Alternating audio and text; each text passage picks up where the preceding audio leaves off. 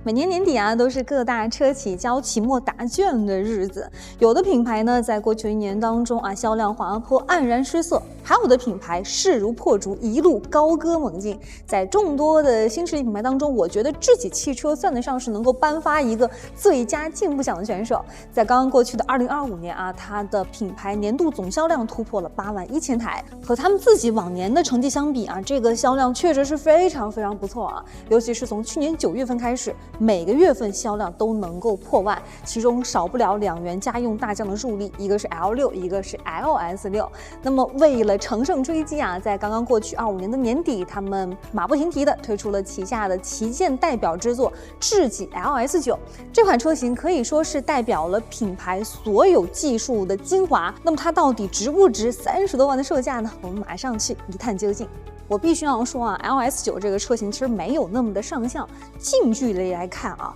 它的气场其实是非常强的，就没有那种照片扁平化压缩之后，你在现实当中看到这台车，能够感受到啊，它这个车非常的宽，而且非常的高大，确实有那种顶天立地的旗舰的感觉。它的灯组啊，我觉得是同级别当中很有辨识度的一个存在，就是那种很有艺术感的感觉。其实智己的其他品牌车型都是强调那种非常柔美优雅，然后很有线条感的感觉。曾经我也是智己的车主啊，就是确实能够蛮戳中女性用户的审美点的。但是 LS9的这个审美，我觉得就是男女都可以的，大家都会觉得还蛮漂亮的。很有意思的一个地方啊，就是我们刚刚蹲在这儿研究了半天，就牌照上边这一条是干什么使的？确实在别的车上没有见过。我的摄像老师非说这个是一个可伸缩的电视，我说这也太抽象了。然后赶紧问了一下电影的工作人员，他们说这其实是一个可开闭的进气格栅。等于这台车型在这个部位和这个部位都是可开闭的进气格栅。我猜测可能因为它的这个增程器啊功率还是比较大的，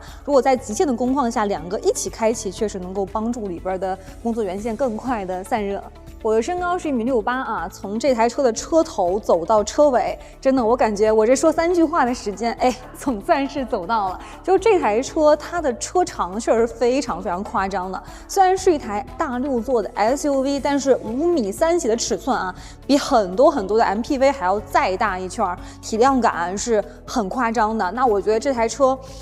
如果说咱们开惯了小车，可能上手起来是有一定的难度的。但是如果说咱们家里边主要的驾驶员是男性为主，他本来就喜欢开大车，那他可能会喜欢这种有点像是开一个大游艇的感觉。当然，我觉得其实女孩子偶尔开一下这台车，应该也不会有什么太大的问题，因为这款车型它全系啊都给你搭载了 Momenta 的辅助驾驶功能，可以看到围绕全车哪都是视觉摄像头，头顶还给了一颗激光雷达，所以你出门的时候啊，长途驾驶比较累的情况下，你交给它的辅助驾驶来开，问题不大啊，还是很轻松加惬意的。可以看到呢，它其实我们展车上用的是一个密辐式的轮毂，但是之前如果大家看过它的静态拍摄，那次棚拍的话，有一个很有代表性的镜面轮毂，我觉得那个版本的轮毂啊，整个豪华性会更强一点。当然这个也不难看，所以啊，一台大车如果说它能够把轮毂做得比较好看，侧面的这个气场确实一下就拉出来了。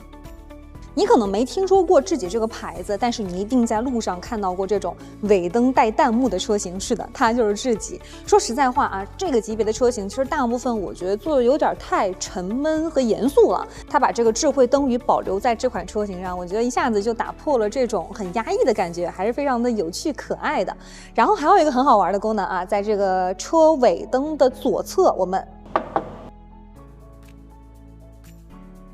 噔敲2下，芝麻开门，它的后备箱就打开了。看一下啊，后备箱在6张座椅全部都直立的情况下，目前的这个装载能力大概就是这么的一个情况。进深这一块，因为现在3排座椅啊，它仰躺的角度比较大，略微受到了点影响，但是开口角度包括它的这个宽度还是比较不错的。给一个好评的就是它确实是很照顾到我们自己一个人开这台车出去的这种情景啊，就你去改变它的这个座椅的结构，不太需要去费劲巴拉的搬它全部都是有电动调节的。你像在这个后备箱右侧这个位置，可以一键的去折叠左侧或者右侧的3排座椅，然后你还可以直接在后备箱这个位置去调整你空气悬架的高度，方便去搬东西或者取东西啊。这种小细节的点，智己确实做得非常到位。审美这一块，你永远可以相信上海的车企，他们绝对不允许自己的车造的丑。来看一下啊，智检 L49这个内饰的氛围，我觉得还是很棒的啊。首先它全部都给你用了皮革的软包包裹，颜色非常统一。我们拿到的这个版本，它是这种茶褐色的感觉，在一些门板这些位置啊，给你加上了木纹点缀，它这个木头的纹理做的也还是挺逼真、挺漂亮的。然后有一些啊，包括这种小金属啊、小灯光的感觉，一下子氛围就上来了。我们每一次拍自己的车，都会有人吐槽说这个半幅方向盘中看不中用，非常危险。但是啊，但凡咱们了解一下呢，现在智己所有的车你都可以去选择圆形的正常的方向盘，只不过啊，有的人会觉得半幅的好使，你喜欢半幅就选半幅，喜欢全幅就选全幅，全部都是可以自己选择的。半幅的好处就在于你可以更直观的往前去看，就是整个仪表盘上的信息是不会受到任何的遮挡的。那全幅呢，就是符合一般人就习惯之后的驾驶习惯，而且即便开放选择之后，智己的用户其实还是选择半幅的这个比例会更大一些。30多万主打家用的 SUV， 这没个冰箱、彩电大沙发，不好意思跟人打招呼是吧？那这些东西啊 ，L49上全部都没有缺席。2张座椅，这个还是很立体，包裹性很强的。把这边摁开，底下有一个尺寸还不错的小冰箱啊，进深还是很深的。它这个容积啊，确实还是挺大的。目前底下已经放满了10瓶的水了，然后还有很多的富裕，还能再往上再落一点听装饮料什么的。副驾前方这个电视的尺寸也很可观，就我们充电的时候比较无聊，把这个电视节目一放啊，两个人躺在这儿啊，看会儿小片，其实还是挺幸福的一种感觉。我们再上后排看一眼。2排的舒适度同样能打啊，带一个隐私帘儿，然后呢，这边能够看到全部都是采用 B&O 的音响。这个座椅啊有腿托，扶手上能够去调节加热、通风以及按摩啊，这个按摩力度很大啊，非常得劲儿，大家可以尝试一下。往前方有按键，电动的去开启刚刚我们提到过的冰箱，这样前后排都可以很优雅从容的取水。上方这个可以开闭的电视啊，尺寸也是相当大的，这个位置仰躺着去看它，我觉得角度和位置都是比较合适的，不会说过近或者过远。在右侧这个座椅的前方啊，自带一个小桌板。如果你想要在左侧这个位置也使用小桌板的话，咱们可以通过这个拓展窝去买他们原厂的一些拓展件，你就可以在这边再安一个更大、更豪华的桌板。